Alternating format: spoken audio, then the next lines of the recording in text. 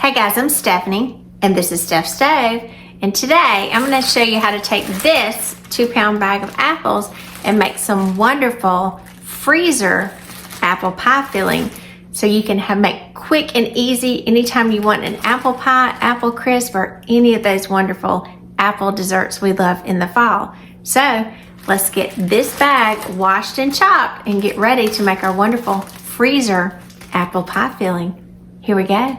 Alrighty, so far I've got 6 apples that I've chopped up, and my apples are Honeycrisp apples, just mainly because I like them. You can also use Granny Smith. They're really good to use in this recipe as well. But I wanted to show you kind of how I chop these, and so you know about the size I'm talking about. So this is apple number 7. I've already washed it and peeled it. So I'm going to just use this little slicer here, chop it down. And this, the size it gives me here is really not exactly what I want. So I'm going to take each with a little knife here, so you can see, and I'm going to cut these in half. Now, if your slices are large, like some of my apples were larger, you can see, and then I cut those large ones in thirds. But that'll give me a nice slice, and a little rigid part that's on the end, you can take it off. And I've had these soaking here in water with about a tablespoon or so of lemon juice in them, just to prevent my apples from turning brown. And you do want to be sure that you do that as well. So I'm gonna get these sliced up. It's a little bit bigger, so I'm gonna cut it in thirds, and you will see it will yield me a size about like that, a nice pretty slice for our filling. So I'm gonna let these sit in the lemon juice and water for just a few minutes, and then I'm going to drain them off, and we'll get ready to have this for our wonderful freezer apple pie filling. Now you will want to end up with 8 cups. That's our goal, and we have reached our goal. So these are going to sit for a minute, and then we'll be right back.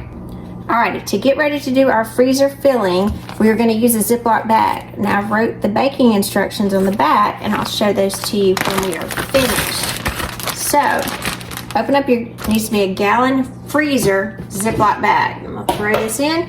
We are gonna use 1/3 of a cup. So I'm just gonna scoop this out as we go, of white granulated sugar. And I'm just putting it straight into my Ziploc bag. So we've got 1/3 cup of sugar, 1/4 of a cup of flour. Remember, when you're measuring flour, you need to have it leveled off. So level that down. Into our bag it goes also. Get our measuring spoons out. Move those over. So we got our flour and our sugar. Mix those up together. Now we're going to add our spices to this. We are going to add a teaspoon of cinnamon. Just got to have cinnamon with apple pie. So a teaspoon of cinnamon. Put that over to the side. 3/4 of a teaspoon of apple pie spice. If you're not sure how to make apple pie spice, I just made some, so you can watch that and make it for yourself. So this is a 1/4 teaspoon right here, and I'm gonna do it 3 times. 1, 2, 3. It's 3/4 of a teaspoon of apple pie spice. Then we're going to use a 1/4 of a teaspoon of nutmeg. 1/4 of a teaspoon of nutmeg in there. 1/4 of a teaspoon of salt. And so I'm just going to kind of pour this out in my hand. Get my little beer back up there.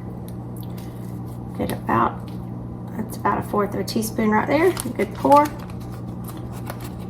this back open. Dump my salt in there as well. So now we got our ingredients in here. So I'm just going to use my hand and kind of mix those together. Incorporate all of these together. And remember, we had 8 cups of apples that we sliced. So I've already drained the water, the lemon water, off of my apples, and I just had it sitting here with just a paper towel to absorb any extra water and to keep it from turning. And we are just going to pour our 8 cups of apples into our bag.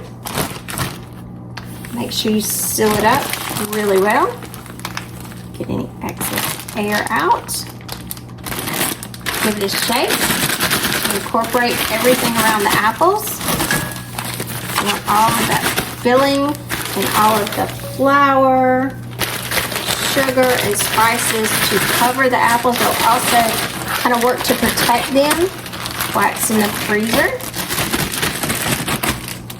Some people say, why do you add the flour to it? Because it'll get in there. It also helps to thicken everything. Make sure we're nice and covered.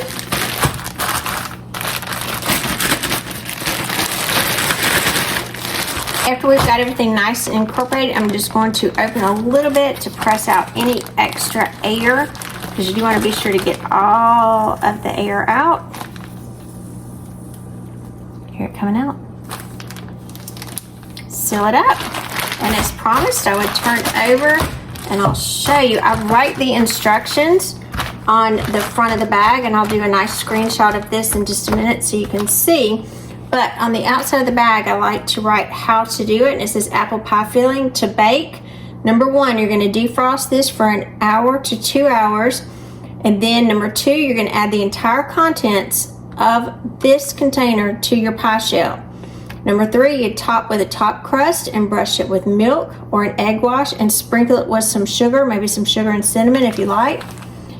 Finally, you're going to bake it at 425 degrees for 15 minutes.